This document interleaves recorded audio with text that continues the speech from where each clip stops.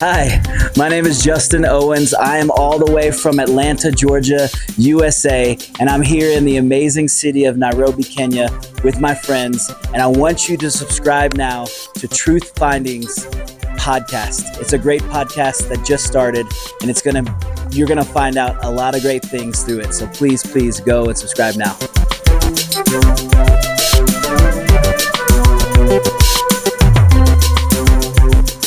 Yo, this is your boy Dev, man, the troublemaker with the mic. I'm here to give you some wisdom, some nonsense, and everything in between.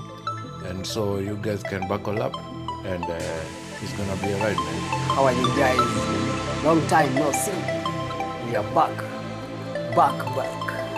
Like we never left. Yeah, absolutely. Like we never left. Welcome to Truth Findings, where we talk about building men and fortified men, telling you the truth that your father did not tell you. We're here to talk about brutal truths about all men. With you is Samuel. Yeah. Sure. So today we are going to do Unplugged 2 from written by the author Jacob Aliet, and we are going to do the topic Sam has talked about. Yeah. Brutal truths for all men. Yeah, sure. So I'm going to take some points here, and we're going to have some discussions, have some fun, and you guys can comment down below about whatever you feel like we are doing, and we are going to have a ride. So I'm going to take point number 1 here, that is saying you are responsible for your life. That's true. Yeah? Yeah. So let's define to these people out here. So today we are talking about men, you know. So let's tell the men what is responsibility. What is the responsibility? For your life. You have to take charge of your life, like own it. Everything you do, you have to be accountable. Like every action, everything, you are taking charge. Like no one else taking charge of you. That's responsibility. Yeah, absolutely. So I guess that's the right definition of responsibility. And what it's written there is, you are the primary driver of your life and the main creator of your failures and success. You can only succeed if you take 100% responsibility for your life. Bad things may happen to you from the actions of others, but you are still 100% responsible for how you react to what happens to you. So let me take this. Yeah. You are the primary driver of your life and the main creator of your failures and success. Yeah. I guess that one is the real definition of responsibility. Yeah, that's it. Like, whatever happens in your life, maybe it's a failure Or a success. you You own it. You are the one responsible for it. Yeah. So before we started, when I was asking you the definition of responsibility, Yeah. I was thinking of a situation when you step at a child. You know, you find a little child, Yeah. and you step at them. What are you supposed to do if you are in your position? In my position. Yeah, when you find a child somewhere, I step. and you step at the child, what are you going to do? For me, I'm used to apologizing.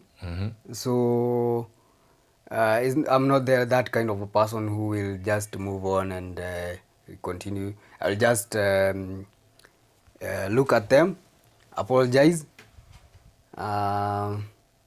then move on.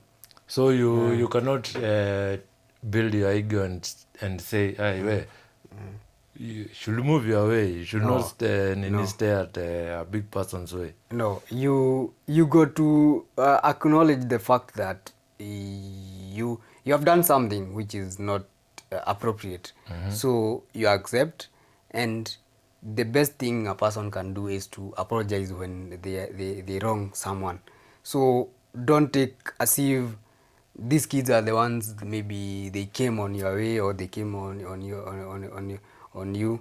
So you first acknowledge your mistake and you move on. Yeah, that's what I came with that because you know we are talking about things our fathers Did not tell us. That's true. Many of them they didn't teach us some things. You know, like you know, a man in, for example, in African setup, sometimes he is perceived as that beast, a warrior, who will go out and hunt and kill a lion and come back. Being humble or being a humble person was not much perceived as per se. These are virtues that we have learned along the way with the civilization. Yeah, that's a nice explanation to it. So you can only succeed if you take 100 responsibility of your life. That's true. So what I'm trying to mean is, as men, we are trying to raise this generation of ours to be real men. You know, people Kitambo used to say, I used to hear stories. Kitambo, they were saying that when you see an elder person going this way, you run. Why run? You run. They used to say that, you know, it's like respect. Oh. You know, when you see the other person, You know, the elder person, you run. But this guy maybe he's been sent to the shop. Yeah. But because he has seen you, You run. you just run. But you have a responsibility to take. Maybe you are from home, you want to go to the shop, buy some maybe bread or something, you take home. But because you have seen an elder person and the elder person has instilled fear in you, so you run and you escape the person. But now we have to be responsible for our life. Whether you are young, Whether you are or old, just know this is a life. Yeah. This is somebody living his life. Yeah. So you have to take be responsible for every action. Every action that you take. Yeah. So the first point that is saying you are responsible for your life is like self-explanatory. Yeah. So it's the main point that I've taken from this point is that everything that you do, whether it's a failure or a success, you are responsible. And one thing that I'm coming to meditate about it is we have to learn about these 5 keywords. Sorry, thank you. Yeah. What's the other one? Welcome. Welcome and I guess there are always 5. I don't know the rest. There's sorry, welcome, thank you. I don't know the rest, but I always know there are 5. I don't know the rest. Yeah, you guys can comment down below. Can tell us. So if you take those 5 keywords, you are going to go in the right way. Yeah. So and they are going to guide you in taking responsibility. You know, everything that you do, you have in every action that you take. Yeah. Because you are talking about failure and success. When you succeed, there's somebody that you can give credit. Yeah. And giving credit is saying thank you. Thank you, and you acknowledge the fact that there was a place this person stepped in to help you. Or to help you or to mentor you. Yeah. So you have to say thank you. When you do something wrong, which is a failure, you accept it. You accept and take it and say sorry or something like that. So that's the first point that we are talking about, that you are responsible for your life, whether it's a failure or a success. Yeah. And so you guys have to learn about it. Yeah, sure.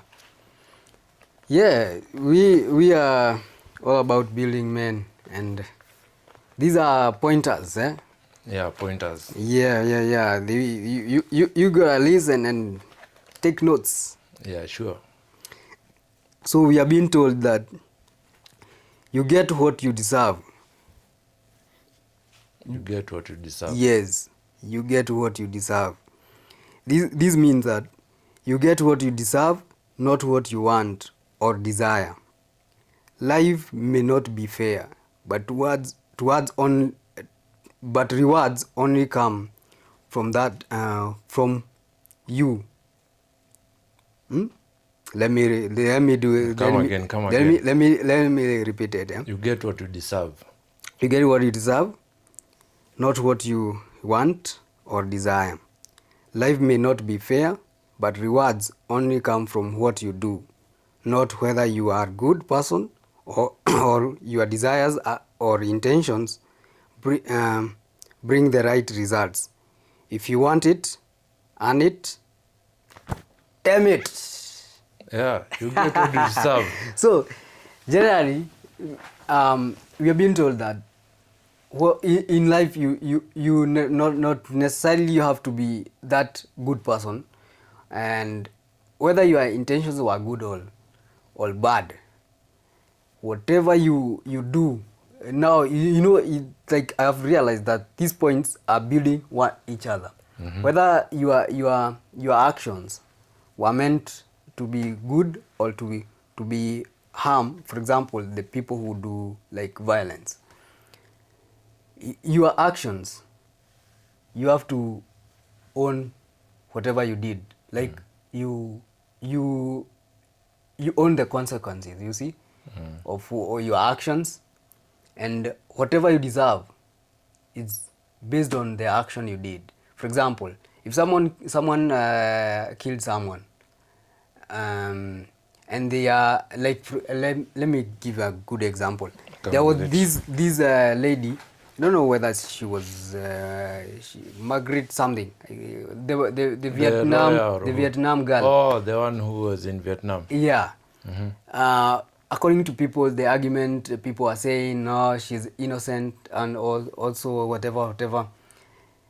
And they barely forgot that this is person who took an action, and the best thing a person can let you do is to own the mistake and accept the consequences of your actions. So I'm not saying that she deserved to be hanged or whatsoever, but in every action there is a reaction. I expected you to say that because that was what I was going to say. Yeah. When you said you get what you deserve, you simply mean that whatever you deserve, either you deserve whatever you are doing, you deserve something from it. Whatever good or bad. Yes. So if you're doing bad, deserve bad. If you are doing good, deserve good. It's just that simple. So people were arguing, forgive her, all those things.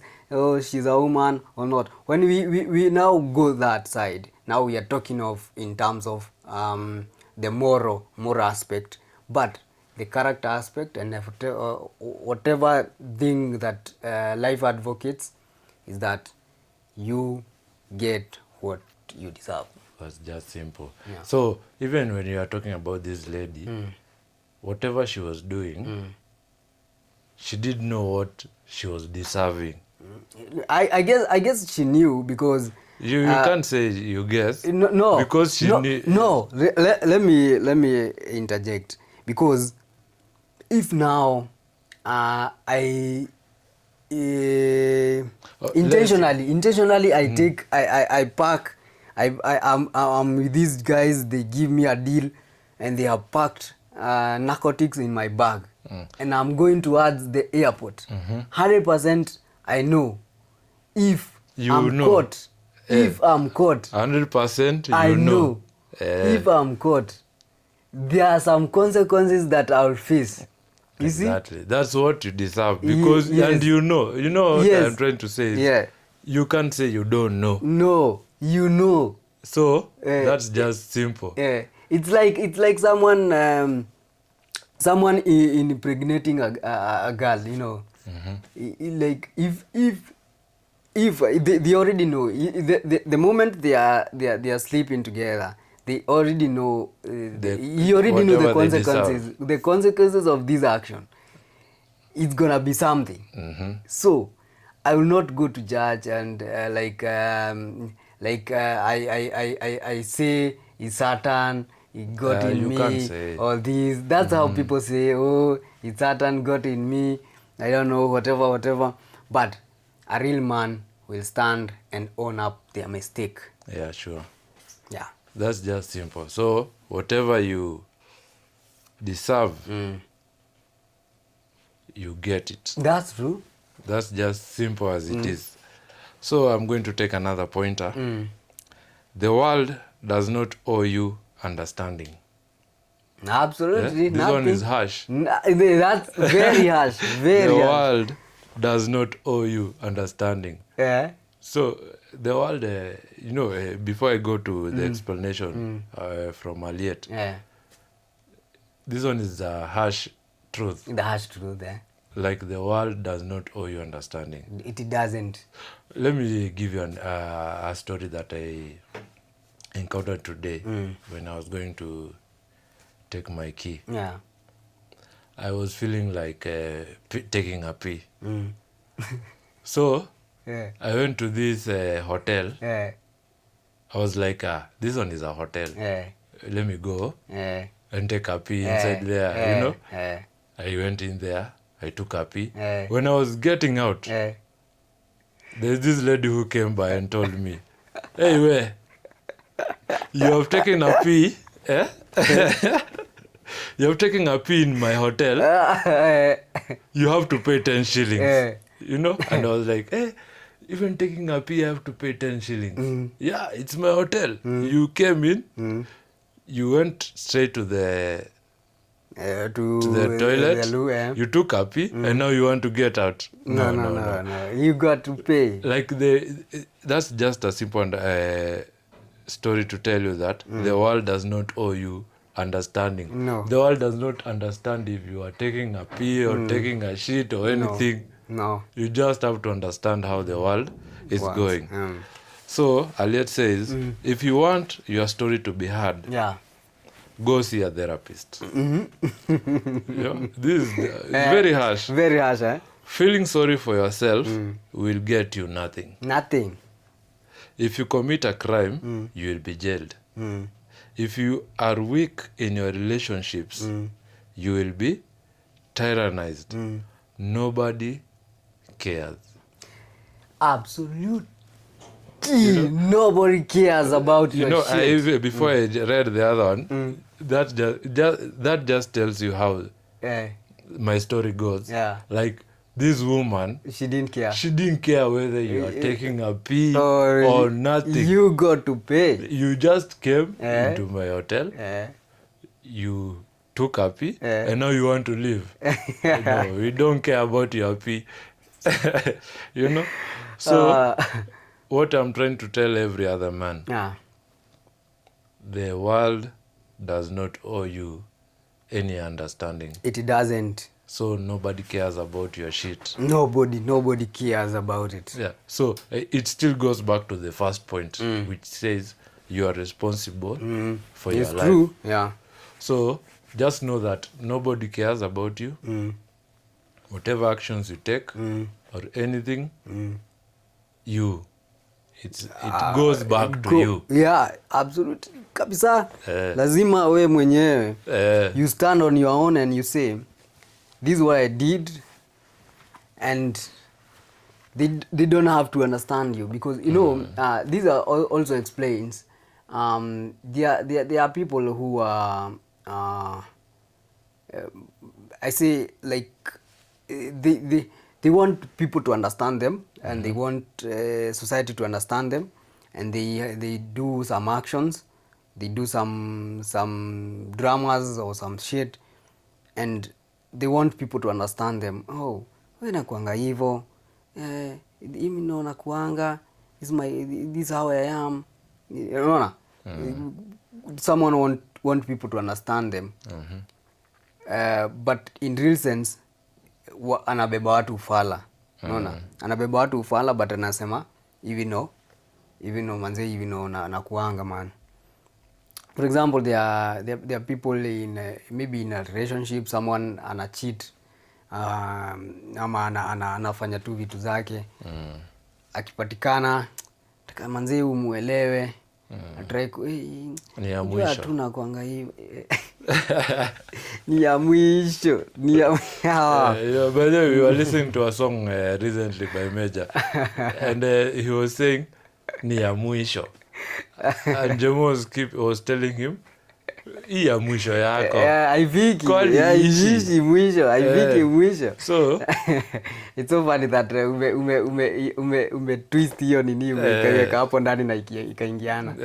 So ni hivyo vile iko. So ya mwisho si wewe, as in it still comes back to you. As in I can still say it's my last time. Yeah. But you are coming to tell me when is that last time coming. Yeah. But watu wanataka waelewe, dunia ikuelewe. Utauelewa. Nasema actually there's a famous saying or like phrase people do say. Wanasemanga hawa anielewangi, they don't understand me, sijui wanajua mimi na kuanga hivi, they don't understand me. For example, wazazi, maybe a young guy, probably Gen Z, na mzazi ana nini anatry kusema some things ni wa hiyo generation ya kitambo, anataka vitu zifanywe in a certain way, na wewe pale hivyo manzee wazazi wanielewangi, they don't understand me, sijui nini. No, you got to understand that the world doesn't owe you understanding. Yeah. You got to do whatever you do, na ujue you got to own your actions. You don't have to like you owe no one explanation and no one understanding. No one owes you an understanding. So you got to make sure whatever you do, you own it, you understand it, and you speak the truth. As in, the final word I can say is in everything you do, whether you are with a group or anyone or everybody, finally it will still come back to you. Yeah, that's all I can say. Sure. You are the final pale stamp pale. Stamp niyo nadunga hapo hivyo. Chista. Wewe na validate whatever you do. Validate your dreams. See what go hard. The world. Yeah, go hard on your dreams whatsoever. Yeah. And sure. We go to the next pointer. Says nobody is coming to save you. Man, nobody.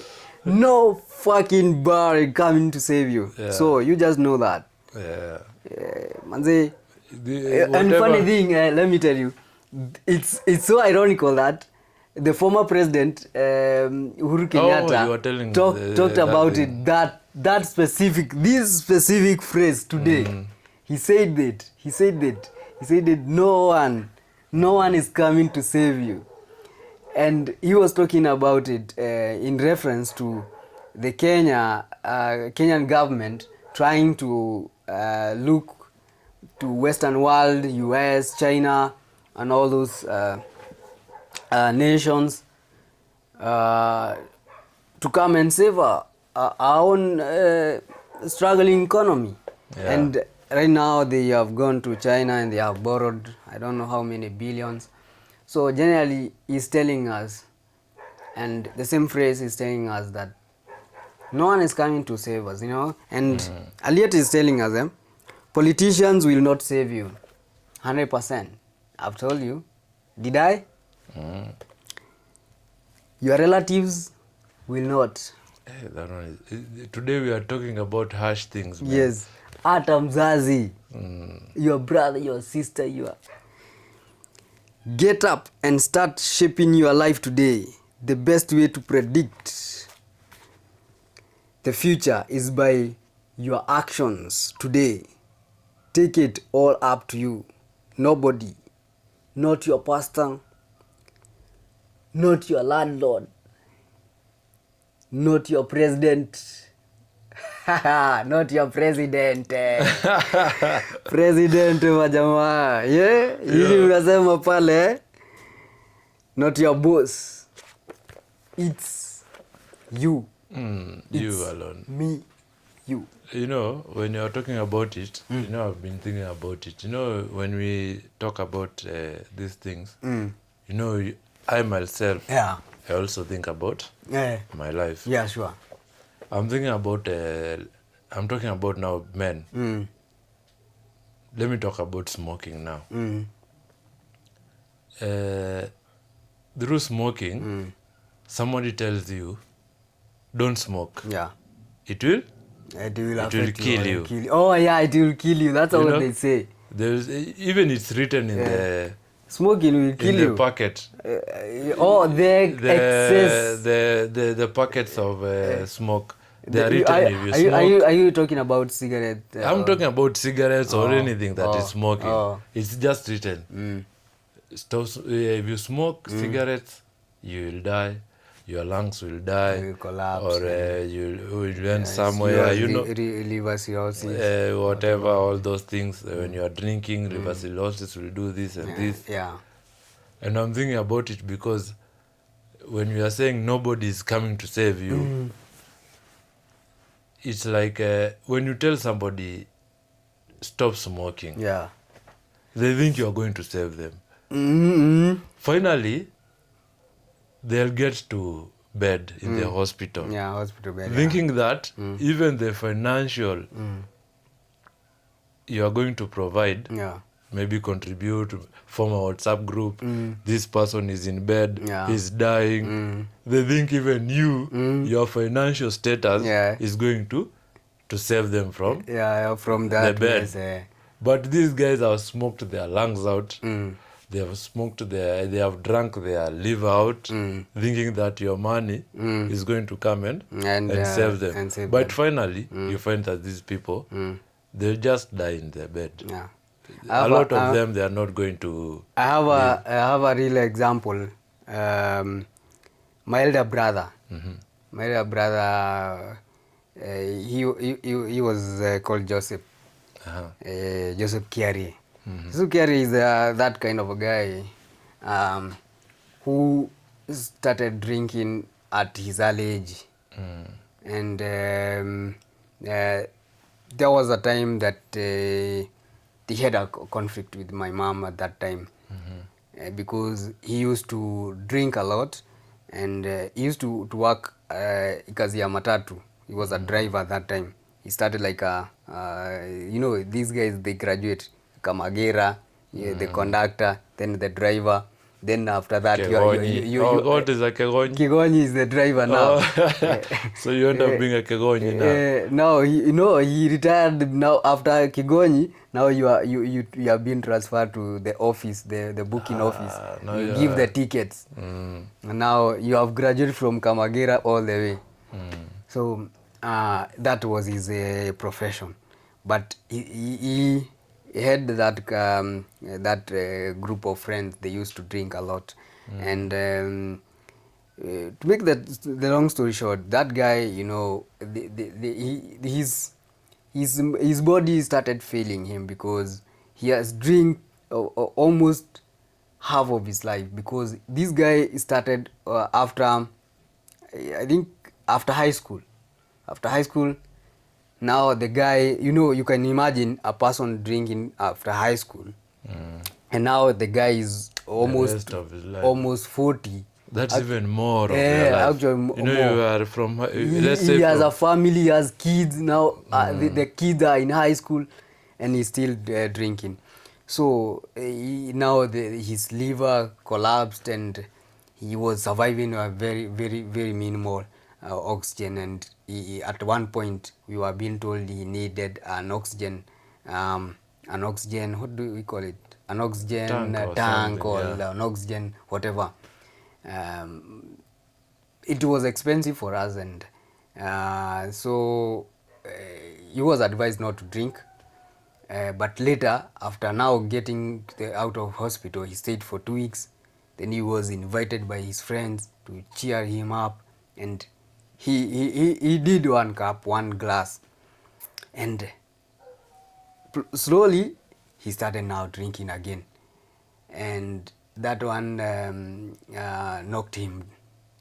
That one knocked him down, because that one was in 2016. I was in college that time. So when person is being advised to take charge of his life, and no one is coming to save you, you have to understand that you have to save yourself. Yeah. You have to save yourself, not even relatives, because we Nobody. couldn't.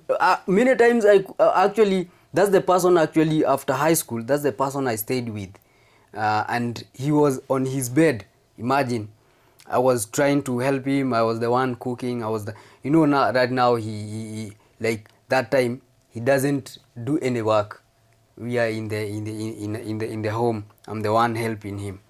So I was, we could get into conflict a lot, telling him, hey bro, hii ulevi yako manze, sinaona sasa pali imekufikisha jo, ilikuwa msi akona mwili, sasa manze hata kufika pale jamaa na hema mbaya kwa sababu ni lag zake hazifanyi kazi.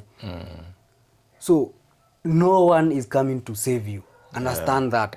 No one Even is your brother, even your brother, even your a president, your relative. politician, your pastor, because people think their pastor is coming to save Leave you. alone even all those. Even the money you have in the world, No one, even if you are nothing, rich. nothing is Yeah. coming to save you. You yourself, you have to decide what direction am I taking. Like right now, people are expecting government will create jobs for them. You got to start with the little you have. You can start with your phone and start making content. The same way we are starting. You see, we started with holding our mics, and now we have some stands. Whatsoever, start the way you are. No one is coming to save you, man. Very true. Yeah. That one was a very good point, and it has touched Yeah, me personally. sure. Let's go to point number 5. Point number 5 states that there will always be someone better than you. That's true. Yeah. That's true. There will always, someone better than you. yeah. There So will always be someone. don't feel like you are in a competition. Yeah. Just And by the way, saying that there will always be someone better than you, always know that what I'm trying to say is, even you where you are at, know that you are better. Than There's someone looking up to you. Yes, that's the one. So it's a chain, eh? Yeah, it's a chain. Someone who is down there, like right now, there are people who are watching us, and they feel, man, we would like to be in such a position. With And these we are guys. looking at other people. Like right now, I'm looking up to guys like Dr. Kingori, guys like Dr. Kingori. guys like Mike Check. Yeah, Mike Those Check, guys who are doing there's, podcasts. Africa, the Canadian Moab. podcast. You know, like those guys who are doing now the podcast.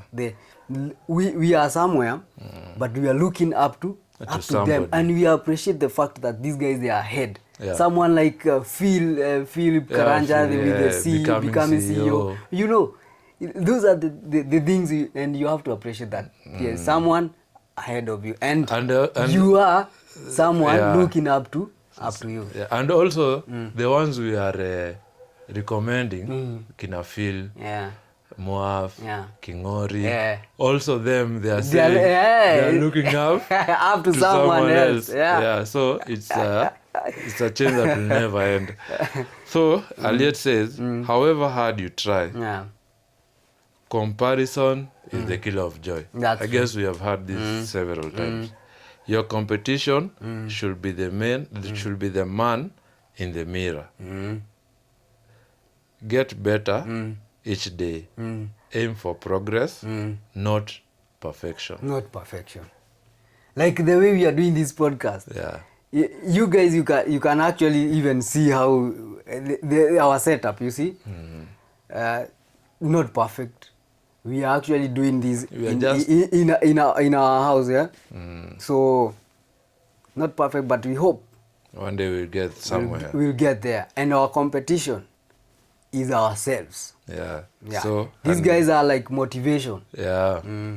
And the final, always strive to create a better version of yourself each day. I love this. I this like point. it. I like when someone can compare our first how we did the first videos Yeah. and the progress we are making, they can actually see there's some progress.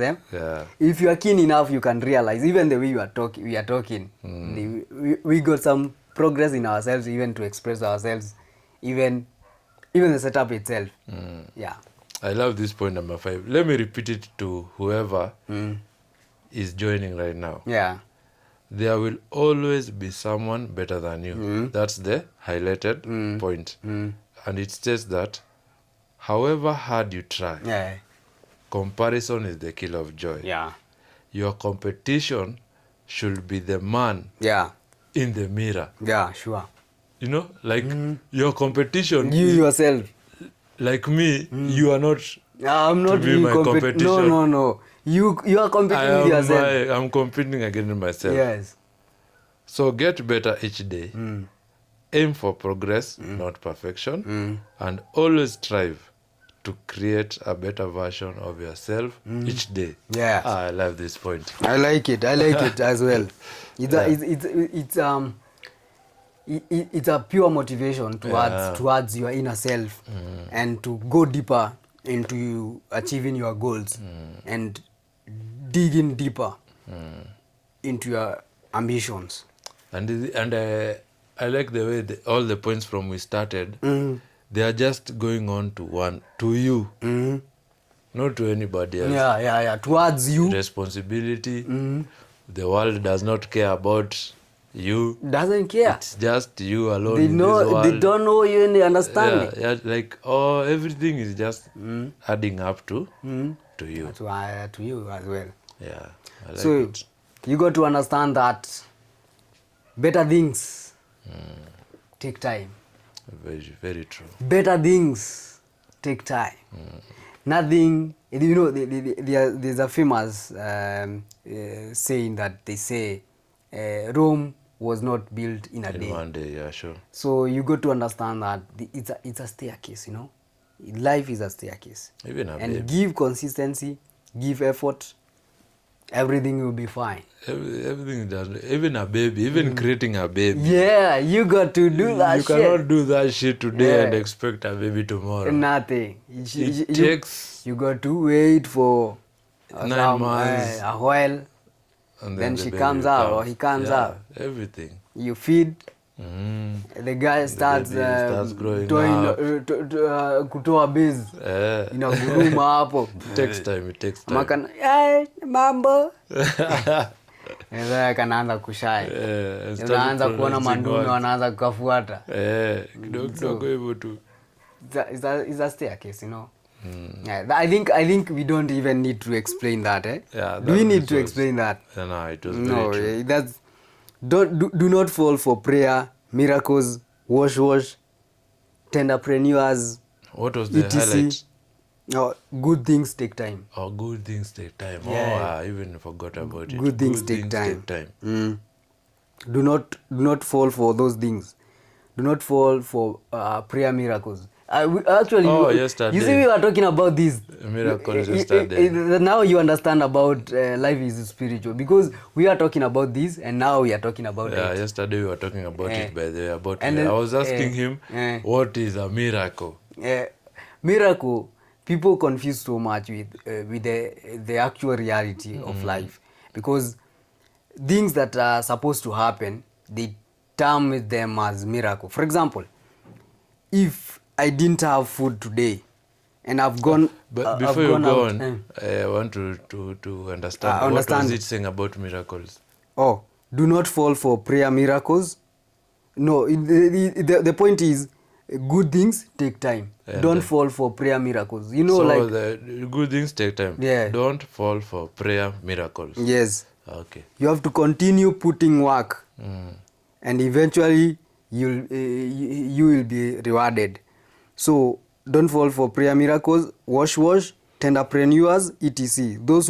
Those who are weak as those are weak as strategies, and you will be chilled and spit out.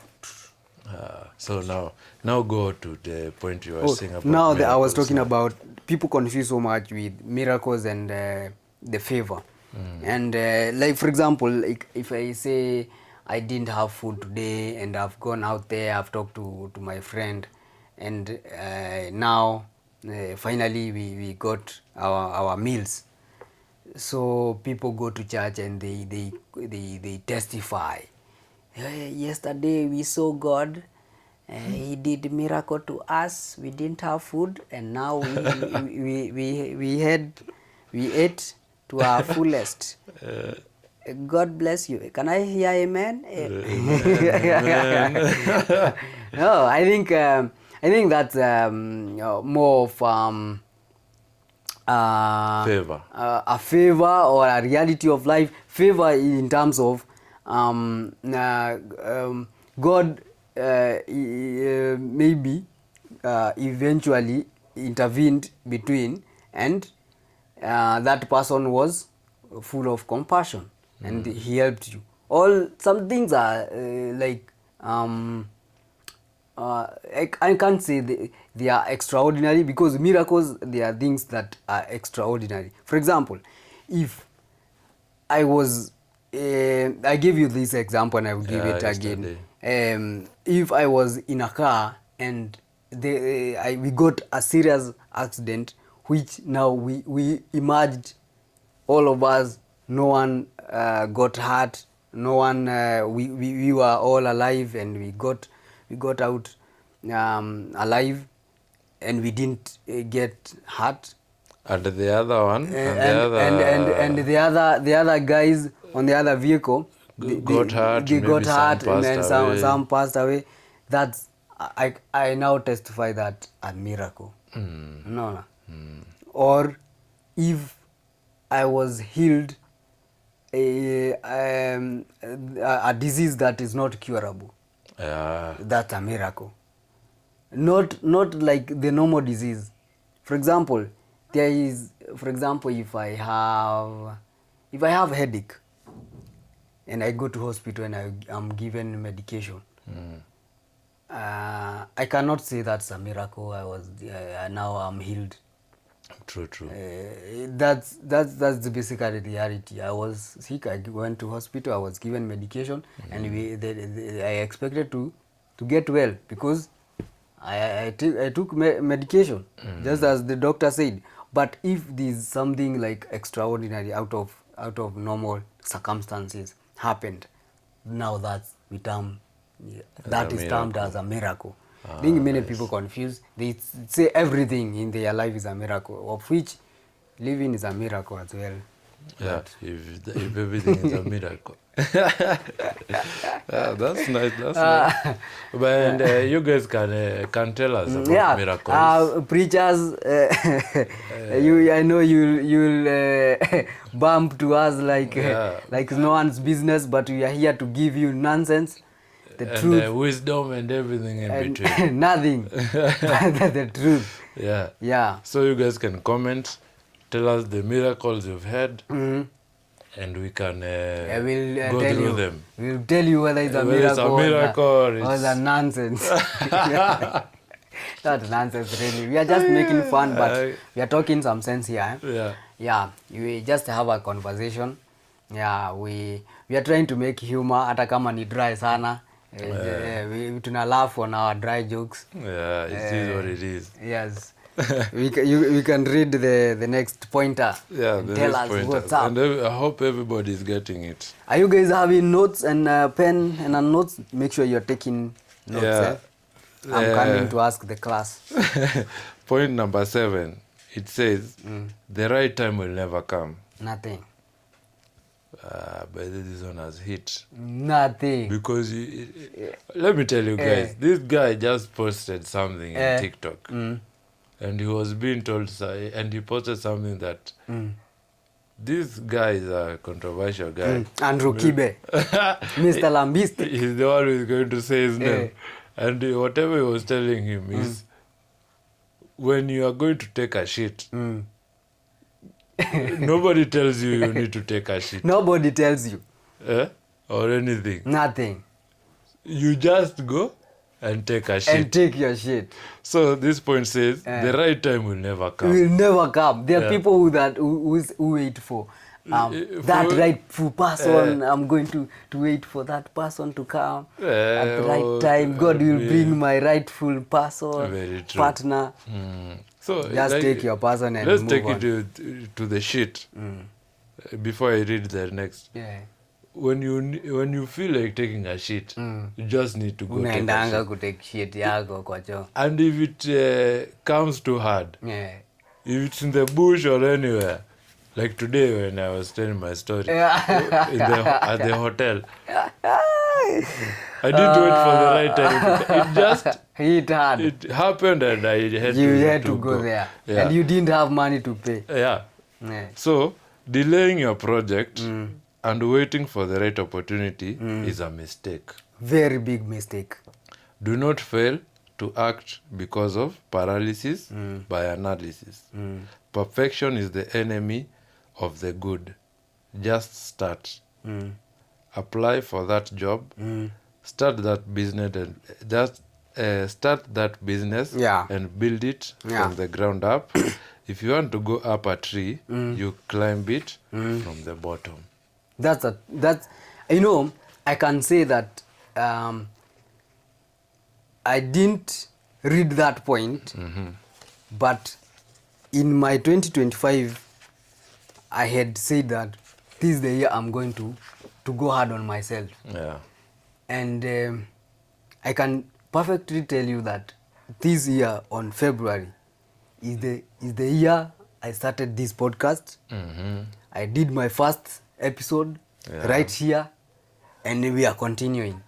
And we are not going to stop. We are going to do it regardless. Get ready, get ready, get ready. It Very said ready for Tuesday. there's this place it says, where is it? It says, just start. Just start. There's this Nini. The Nini for Nike. Like the Nike's motto or whatever. It is just do it. yeah. Just do it, yeah, sure. Nike says just do it. Do it. Whatever it is, don't think about what will happen or what will do what or what other stories. Yeah. Just do it. Let me tell you another example. You know, I've told you about the way I started this podcast. I had this idea from way back, but I didn't know how to start it. Yeah. Now buying my own camera, my own equipment, lights, the mics, and these things are damn expensive, man. Very, very. Very expensive. So I did that on February, and also the same way he's saying, if it's a business, start it. Don't be lied by paralysis by analysis. You have to. You know, there are people who keep on analyzing. Will this work? Will this work? Let's do it. For analysis, it says this. For analysis, it has said, do not fail to act because of paralysis by analysis. Yes, there are people now. They are paralyzed because they analyzing the budget. Everything. Will people like it? How will people say? How will my parents say? How will my girlfriend say or my partner say? No, just start it. I started this podcast, and also I started a business. Yeah. Crowd comfort business for diapers and tissue. Yeah. Same month, and I did those 2 projects. Yeah. And the point says, start the business and build it from the ground up. If you want to go up a tree, you climb it from the bottom. Yeah. You can't start from the start. You can't say you start a business today and expect to To To make it to tomorrow. make it to be a billionaire tomorrow. Yeah. Rubbing shoulders with Aliko Dangote. Nothing. Just start it where you are. You'll be at the Yeah, top. you'll be somewhere at the Same top. way we are. We are. We are going to do this, and we promise you this content is going far, and we are going to give you nothing but the best For sure. points, and this will be your point of reference. You'll be coming here to listen, to understand, and to know what these guys were saying, maybe, because we don't want to stop. We are going to put it right from the bottom all the way up. Very true. Yeah, I hope one day I will host. I told you I would really love to host. Me. Not you. We have been co-hosting this podcast for. Well, the guy I would love to host one day. I would love to host a guy I like, but many people don't like him in one or the other. But the similar content we are talking about is the similar content he has been saying and doing. Although some ideas I don't agree with him, I like his point of view and his perspective of life. I am Andrew Kibe. This guy is the one for Andrew Kibe. Yeah. This guy and Andrew Kibe. Andrew Kibe. Andrew Kibe, if you are watching, You got a fan here, man. come to the bench. Yeah. Yeah, Mr. Mystic. Lambistic We give you shit some and whips, everything. or you give us our whips. Yeah. I'm sure if he gets to this seat, Yeah. he will give you whips, or obvious. Yeah. He will give you You know, that's the guy. I've been watching his content, and I like his. I don't subscribe to his his point of view in some things, but the way he talks about a man and a man should build themselves is the same way we are talking about here in this Aliet book. And as you can see, it's building and forging prosperous fortified men, and telling you the hard truth that your father did not tell you. Those are the things that Kibe was saying in earlier days when he was on YouTube, and many people did not take him seriously. Now people are starting to realize, well, there's some place we messed up. Maybe this guy was talking the truth. And some things I don't agree with him in terms of maybe marriage or whatever. But he's a guy like I would love to have a conversation with. Yeah, for sure. Yeah, let me see. It's your point, eh? No, it's yours. It's yours. Also, trying to. It's on point number 8. Oh, are you sure? Yeah, I did point number 7. Oh yeah, that time will never come. Okay. Time is the most valuable asset. You have to know that. Time is the most valuable asset. Let me tell you one thing about it. They say Mother Nature Mother Nature. and Father Time. Oh. Have you heard about it? Never. Yes. Mother Nature and Father is Time. Now I can wrap up this show. I've learned something. I've learned something new today. I like it. I think we don't have to elaborate of these points because some of them they are very specific. Yeah. But we can read. Don't waste it. Don't waste time. Don't waste your time. You know, have you ever met someone, a very prominent person? You see how these guys they do, and I've seen even some politicians. They try to copy that. At some point, they'll come to an event, and they'll come almost. They won't be there at the starting of the event. They come at certain time. Then after they speak, they will sit down for a few minutes. Then they leave. Even if they don't have anything they are going to do, probably the guy is going to sleep. They're nothing. He's doing nothing. But they want to show you that their time is very, very variable. Very valuable. Very valuable in a way that he cannot sit there and listen to all those nonsense you guys are saying. So his slot is I've seen even in so many occasions we have gone and a politician comes and immediately the guy talks, and they usually talk before they give their donation or their contribution. Then after that's when they tell you, I've come with 5,000 and the guy has talked more than 30 minutes. Then after that they will sit down for 5 minutes. Then you see them leaving with their guys and security guard. Yeah, for sure. That's time is very important. They value their time. And so don't waste your time. You cannot go back to time, to the lost time. Everything else you can get, be it money, relationships, and whatnot. Yeah, but when time goes, time once lost, it's gone time forever. Flies. Do not waste your time. Guard your attention tenaciously.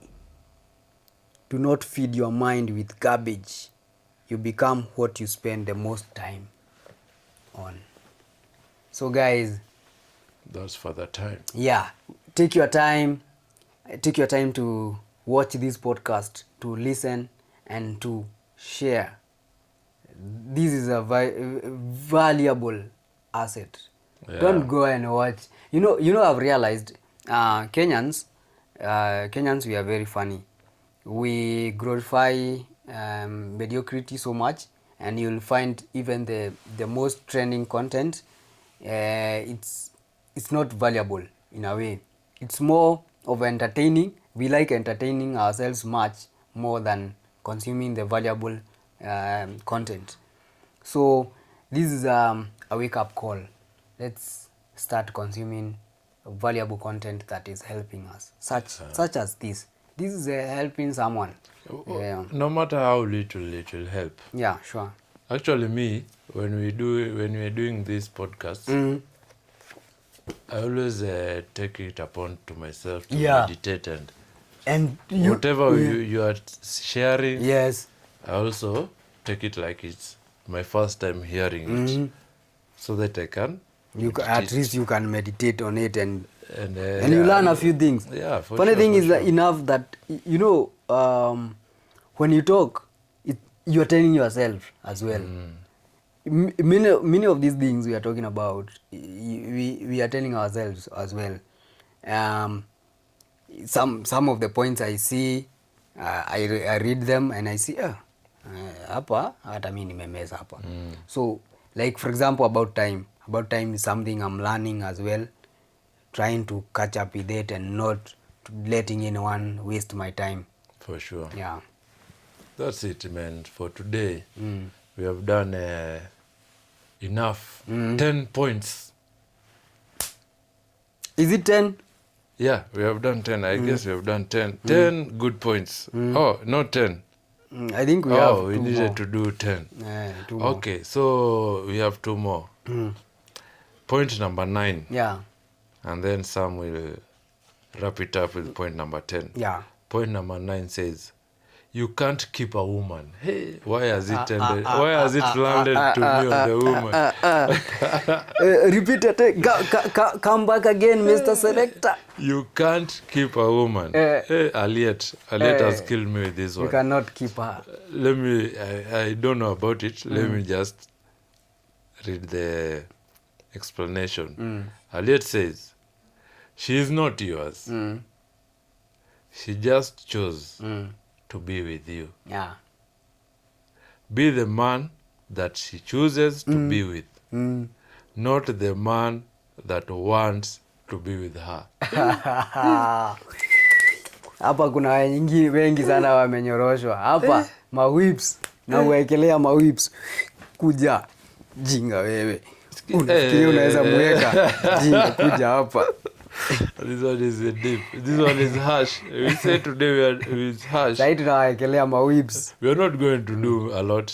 We are not going only Tunapea to tu do. bit by bit. That's point number 9. Yeah, bit by bit tu. And then mu internalize. Usikie hiyo. You can't keep a woman. Wezi. She's not yours. Si wako. She just chose to be with you. Choose to. But the man that she chooses to be with, be the man she chooses that she chooses to be with, but not the man that wants to be with her. Usikuwe ni wewe ati unasema ati acha tu interpret na Kiswahili tuende tena. Hapa ni moto. She's not yours. Na Kiswahili nasema si wako. Si wako. Ujuange tu hivyo. Udem si wangu. Si wangu. Yeye ndo amechoose kuwa na mimi. Na mimi umeenda sana, unaenda sana. Come slow. Slow down teacher. Alasema hivi Aliet. She's not yours. Tumesema? Si wangu. Wacha mimi niseme na English au interpret. Okay. Sawa. She's not yours. Si wangu. She just chose. She just chooses to be with you. Anachagua kuwa wangu. She just chooses. Anachagua kuwa wako. Anachagua kuwa wangu. Haya. Be the man that she chooses to be with. Kuwa mwanaume mwenye yeye anachagua kuwa naye. Not the man that wants to be with her. Sio mwanaume mwenye anataka yeye kuwa naye. Sio mwanaume mwenye yeye anachagua kuwa naye. Not the man that wants to be with her. Si mwanaume mwenye anataka, usikuwe mwenye anataka kuwa naye. Ni kama ile situation yangu nilikuwa. Sasa by the way wacha nimalizie hii story na mimi. Nitamea na example na mimi. Sawa. Endelee hivyo afu ndio nimalizie. Ama nimalizie. Wewe malizia. Haya. Mind your own businesses and focus on being the best version of yourself. Nothing in this world belongs to a man. That thing. Underline the word. Shit. We got no shit, man. Ni noma. Sasa acha nikwambie. Sasa come back to ile story nilikuwa nimewapea ilikuwa episode 5. Mimi nilikuwa hapo sasa. Nilikuwa sasa mimi ndo na choose nataka kuwa na huyu Dave. Lakini huyu Dave hajachagua kuwa na mimi. Unaona? Sasa hapo umesema vizuri. Wewe ndo ulikuwa unataka kukua na Dave. Yeye Dave hakuwa anataka kuwa na wewe. Haya, Aliet amesema solution ya hiyo kitu. Solution ya hiyo kitu ni be the man that she chooses to be with. Sasa hiyo ndio una grow value within yourself.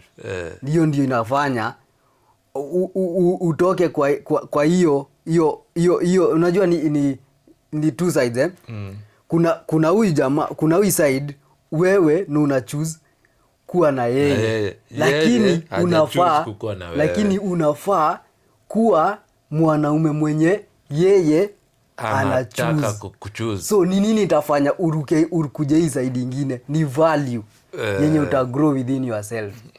Not the man that wants to be with her. So hiyo inaelezea between a beta male na alpha male.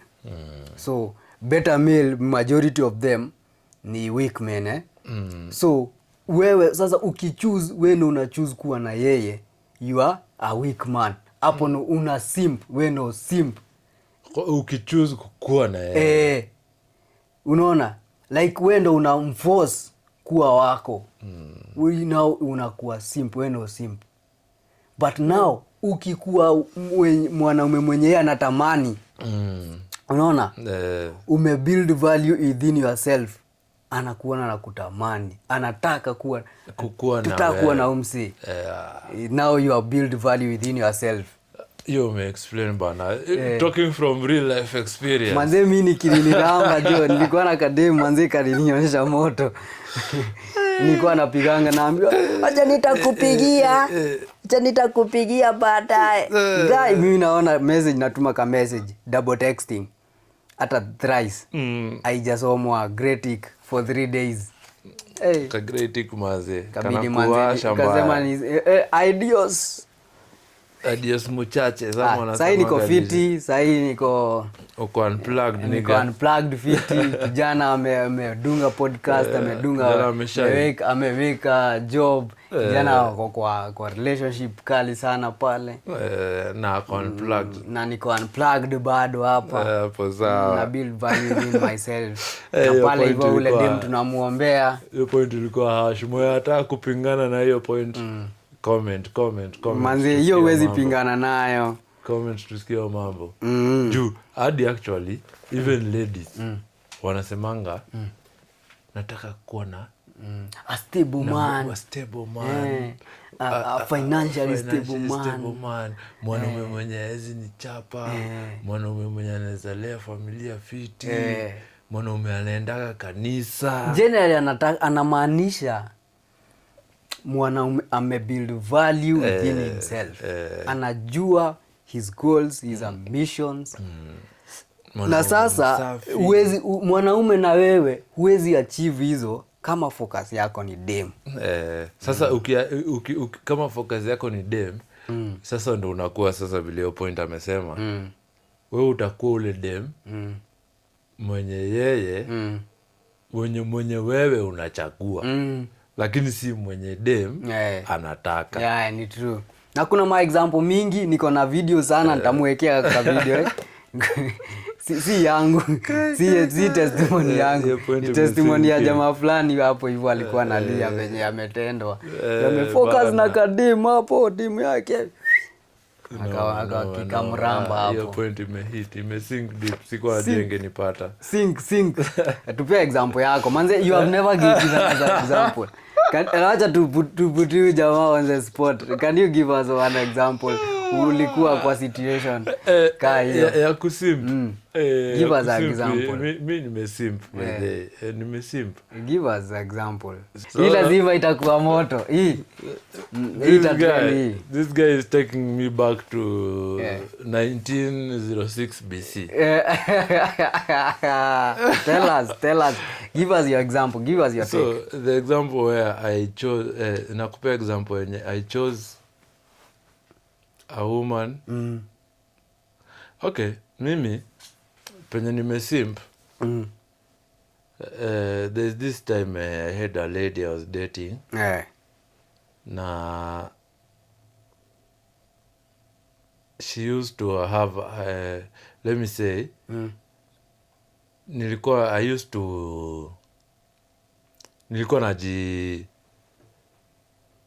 I wanted her to be mine. As in nilikuwa nataka sana akuwe wangu. So I used to do everything. When saving, when nini, I used to do everything to impress her. You know? The worst thing I ever did, there's this time nilikuwa naenda town. I was going to do shopping. Just to buy myself some some nice clothes and whatever nice from my hard-earned money. Yes. On my way, I realized, something must kill a man. Kwisha. So I realized when I'm alone, I will not die. You know? So I decided something must kill this man. So let me call this lady. We go together for shopping. Hey. Hapo uka lose gangster. Nikajiingiza kwa mix. So when I called her, we met and I had some float. When we met, she was like, not even her, she was like, first before she was like, I was like, tuingie hapa kwanza tukule pilau, tujiwekelee sinia mzima. Ile bigi ile. Si ndio, kwanza mnakula wawili, imeshona hadi pilipili inakuja na sosa. Karibu toe machozi pale. Tukakula kamaliza. Kamwambia sasa nafaa kuenda shopping. Unipeleke hata nichague hata nione test yako. Ni hata mimi nione unaweza chagua nini inaweza dunga. Sema tuende. Kumbe she said after nimefanya ka shope, I was like, first even before I did the shopping, I was like, let me show her I got some niko na mukuchu ama wanasemanga siku hizi wanasema kichele. Uko na maziwa. Niko na maziwa. Acha nikununulie kiatu. Boy, the man of the means. Kaenda hapo nikamwambia, by the way, unaweza taka kiatu? Nasema kiatu. Finally I bought her the shoe. And finally I ended up even not buying no shopping. Ukununua chochote? Sikununua shit. Mimi actually nilikuwa nimeshiba. Ulibuy dem food. Kwanza nimekuja na doo yangu. Siwezi sema ni pesa ngapi niko nayo kwa mfuko. Nimefika tao. Nimepatana na mori wangu. Big up to Boni. Boni is a nigger of mine from Nakuru. Mepiga story nikaona masaa imesonga sana. Acha kwanza hata nipigie ushauri nisikie. Usikie form ni gani? Kwa side gani? Kapchapia akasema niko. Anasema unaweza come lunch. Hata mimi nisikie fit nitembee kwa kadema. Kukuja tukaingia lunch. Tukikula lunch hivi mimi nilikuwa nimekuja shopping. Nikamwambia baadhi unaweza taka tuende shopping. Akasema unaweza taka kubaiwa nini? Nikubaie. Sema viatu. Viatu. Sawa, tuende. Kununua viatu mzuri, kwanza imekuja na box. Me actually I've never bought a shoe in my life. Imekuja na box. Si hizo ni mpya kabisa. Si ndio yenye inatolewa kwa box? Buda. Hii ni ile mpya. Si ndio mimi sijainunua kiatu hata saa hii ati inatoka hivi kwa box. Unanunua zile za mtushi zile. Mimi napitaga tu tao bana, unapata uko place, unapata msee amekuja na kiatu, ama unapata umepita tao hivi unapata kiatu imewekwa place, unajipima unaishia. Unasonga nayo. Na life inakuwa.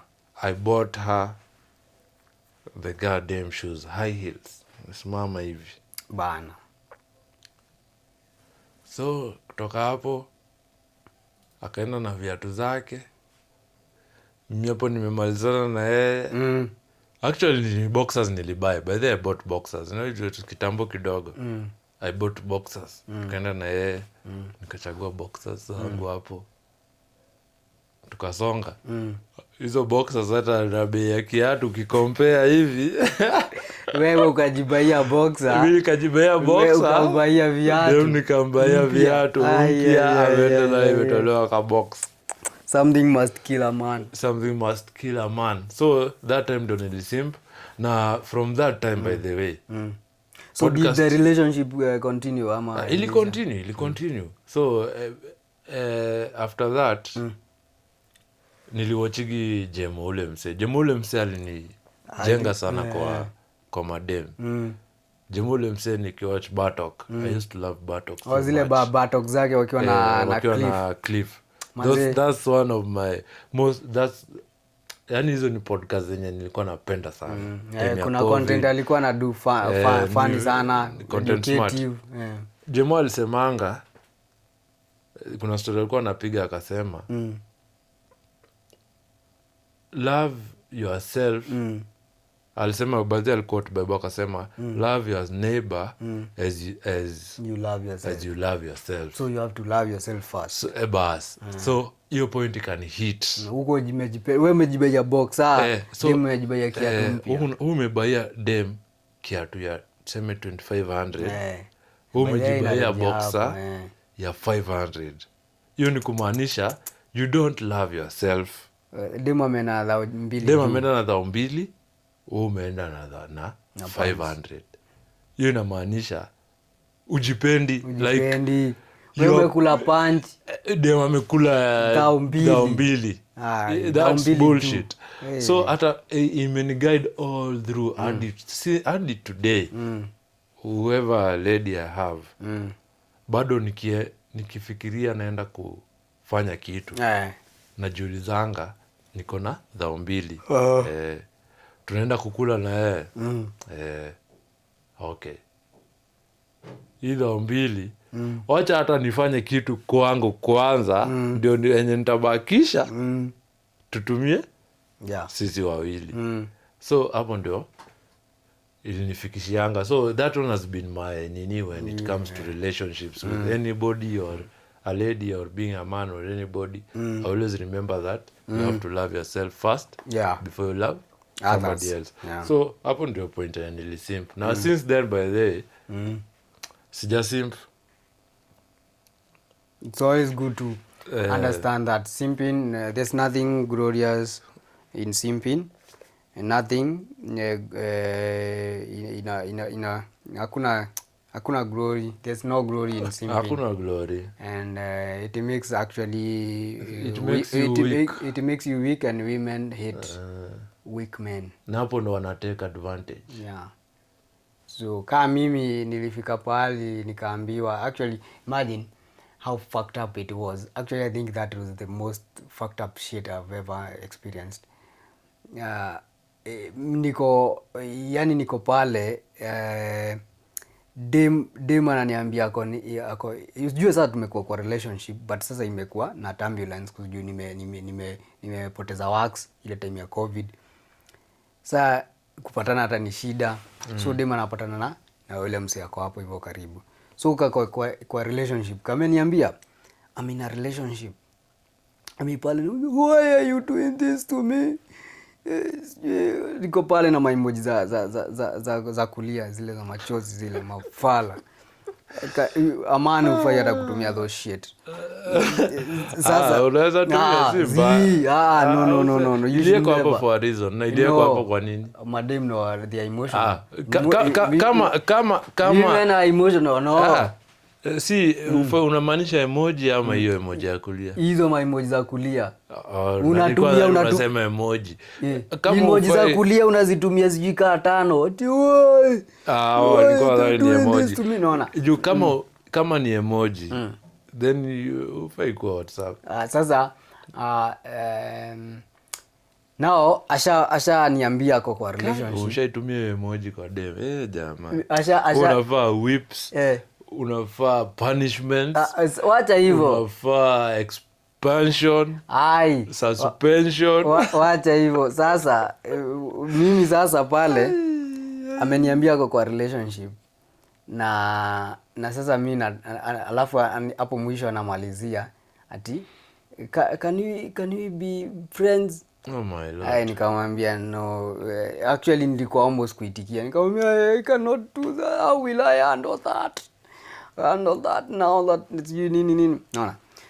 Then nika develop balls, nikamwambia, you know what? I'm tired of this shit. Maybe let me just leave.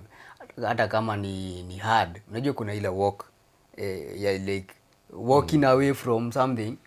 It's so hard then, but unasema tu let me just walk kwa sababu ni place yenye utakikani. Unaona? Learn to walk away from the environment that you are not wanted. Yeah, sure. So if any environment you're not wanted, be it in a relationship, be it in a job place, be it anywhere, in even a circle of friends, anywhere you are not you appreciated, you are not wanted, just walk away from that, because that will be the beginning of you developing balls. And to learn to say no to your fucked up mess. Na hiyo topic ilikuwa smart. We still have one more. Let's yes. One more pointer. And you guys, you got to, before we read the last point, make sure you guys subscribe to our channel. It's free. Yes. Give us a thumbs up. Piga pale like. Give us a comment. Share pale. It means nothing, bro. It means nothing. Yeah. Just support. Yeah, forwarding this content to someone else, you're building another man, and there's nothing better than a man building another man, and that's what we are doing. We are building another man. Hataki msee aanze kulialia pale na kucommit suicide hadi juu. There are so many things happening to, like kajamaa kanalia nini sijui nini alifanyia dema hapo, dema akamtenda. We don't want to see those shit. Follow this content and you build yourself.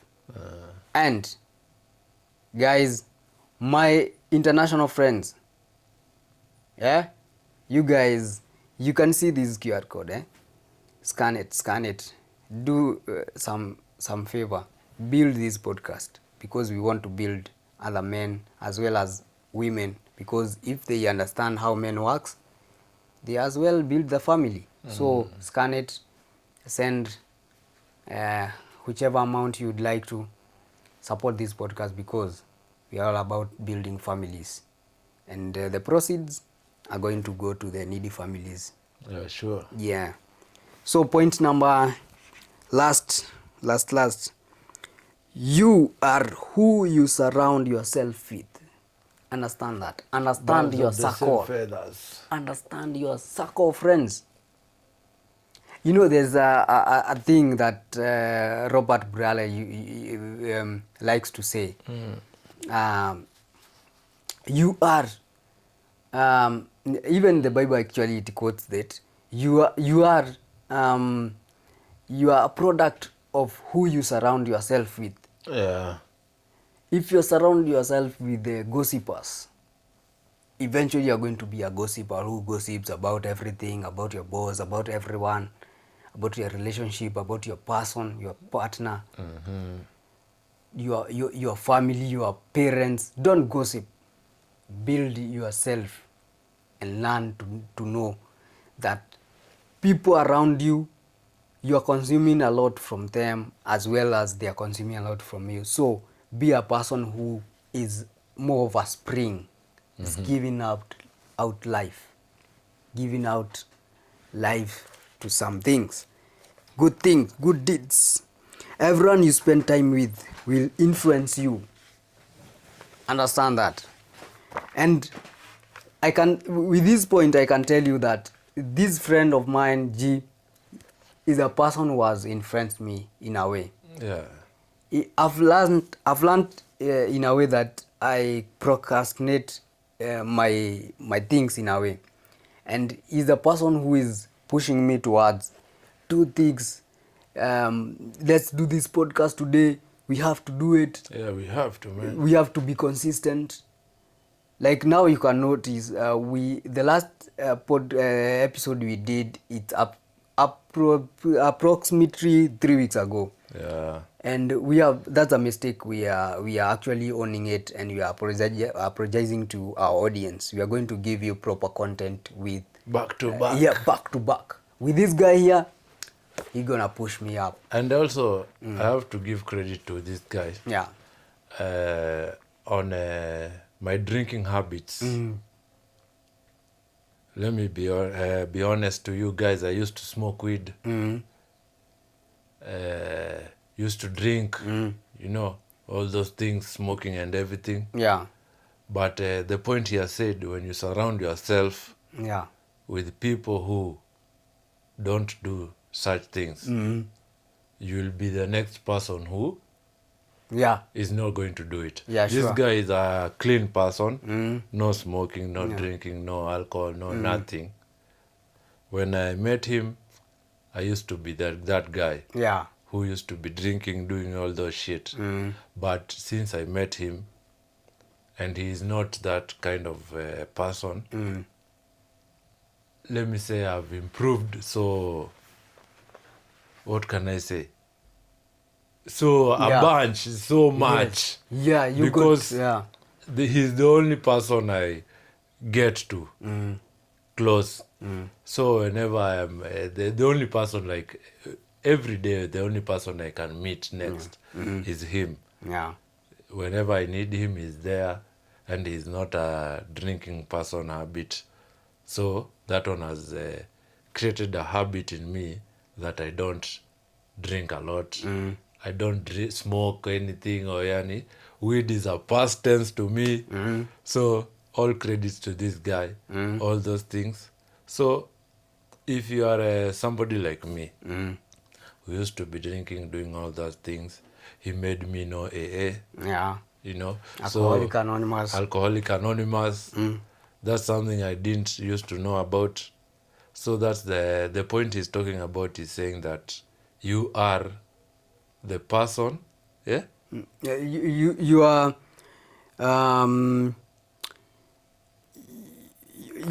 you are product of Of the the people you surround yourself with. so when you see him, he's not a person who smokes or drinks or do all that thing. So he's made me improve a lot Yeah. in the habits that I created for myself. So to whoever who is out there, if you are an alcoholic person, Yeah. if you are a narcotic person, all those things, just surround yourself to people who are not into those habits. Yes. And trust you me, you will find yourself being the other person. I like it, man. Yeah. Thank you so much, man. Thank you so much for that Yeah. that credit. You know, we have to give each other credit. Yeah, for sure. And that's the best thing about life. Actually, what I've realized is, if you are an alcoholic or a narcotic person, there is no solution to it other than having somebody who is not alcoholic or narcotic. Or any other way, you just find yourself. You will slide down. You cannot be you are an alcoholic, I'm an alcoholic, and you are telling each other that we'll stop drinking. Hell no. You guys won't. You will never. Trust me. That's why people are going to rehab, because in rehab, you are an alcoholic, I'm an alcoholic, and we are being put somewhere where we are not going to drink. So we have to psych each other up. And you know, funny thing, after those guys they come out for rehab, many of them they relapse because they find the other circle of friends also, and they influence them. Why not? And so, as long as you are surrounding yourself with the productive people, you are going to make it, and you're going to improve tremendously with your skills, whatever you are doing, with your goals, with your ambition, with your job, with everything you are focused in. You are going to see the results, because as you have had with him, this actually we have never mentioned this anywhere, but it's something that we have, you know, as a man as well, we were starting, we said you have to own up, and you have to stand and say this and this, and no one owe you understanding. So you have to make sure whatever you say, you own up whatever you did and everything, and you are there challenging yourself to improve. So he challenged himself to come and to improve and to focus with the positivity, and he's now the guy that I can trust with anything. And here I am. He's actually pushing me now to do more, and for sure we are going to do more in this podcast. Make sure where you are, whatever you are struggling with, make sure you surround yourself with a person who is going to push you towards positivity, not negativity, or not trying to comfort yourself. You know, there's having a group of friends who are there trying to surround yourself in a comfort zone, and saying, in economy blaming president, saying president must go, or this man must go, or whatever, and saying that 2027 life will be better. It will never be better. So it has to start with you. It has to start with your behavior, your character. What are you doing today, so that tomorrow can be brighter? Very true. And with that, the podcast to the findings. Wrap it up. It's a wrap. Yeah, it's a wrap. So Yes. you guys can subscribe down there. You can turn on the notification button Yes. so that whenever we are We upload a video, you get get notified. it. Yeah. Yes. And you can support us. You can as well support us. We have actually we have come up, we have considered you guys. Some of you guys were saying we cannot see where we are going to send something. So we have a till number here. You can see this till number. Send. Yes, if this content is helpful to you, you have enjoyed, you have learned something, and for sure you see a future with this content, with this production, with this podcast, send something so that at least we can manage to pay some bills, man, to pay even a rent, or to even help someone, you know, because our long term goal is to make sure this podcast is impacting someone else's life outside there. So we are looking forward to helping families that are struggling with basic needs. But since we have not yet stand up on our feet, so we are not stabilized yet. So that's why we have to put the funds to build our podcast, to buy like these are donations that we got. We bought mic, we got this stand, you see, we got a light. So your contribution means a lot to this podcast. Yeah. And you can do that by scanning through the QR code on your screen and sending through the till number on your screen as well. And with that, you can, if you don't have anything to contribute, you can do as a favor. You can subscribe, watch it, comment, like, and share. Yeah. Sharing is very important. You touch that sharing button, put it on your status, WhatsApp status, Just your status. Facebook status, whatsoever. And that everything's gonna be alright. everything gonna be Alright. alright. To all men out there struggling and doing everything hustle to survive, Get unplugged. get unplugged and stand, and don't focus on a woman. Focus on yourself. That's it. Yeah, so peace out and watch out for the next episode. Yes, coming up shortly.